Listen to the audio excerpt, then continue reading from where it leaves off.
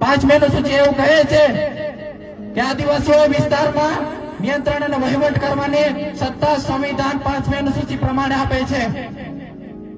5મી અનુસૂચિની જબરદસ્ત સત્તા છે. એમાં 5મી અનુસૂચિ અંતર્ગત ટ્રાઇબલ એડવાઇઝરી કમિટીની રચના કરવામાં આવે.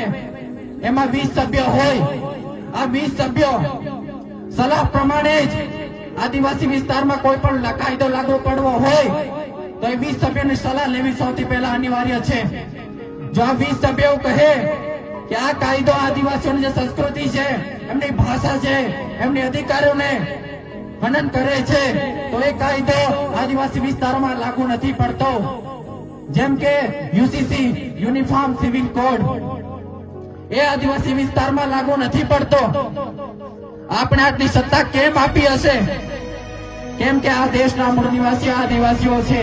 આ કરણકુમાર નથી કહેતો. 5 જાન્યુઆરી 2011 સુપ્રીમ કોર્ટનું જજમેન્ટ કહે છે કે 8% આદિવાસી આ દેશના મૂળ નિવાસીઓ છે. બાકી 92% જે ગેર આદિવાસીઓ છે એ આક્રમણકારીઓની સંતાન છે. આ સુપ્રીમ કોર્ટ કહે છે. સુપ્રીમ કોર્ટ કહે એટલે એ પોતે એક બંધારણ છે. ભારતની જે સર્વોચ્ચ ન્યાય આપનારી સંસ્થા છે એ સુપ્રીમ કોર્ટ એવું કહેતી હોય, એ માનતી હોય, તો આપણે આનાથી વિશેષ શું જોઈએ?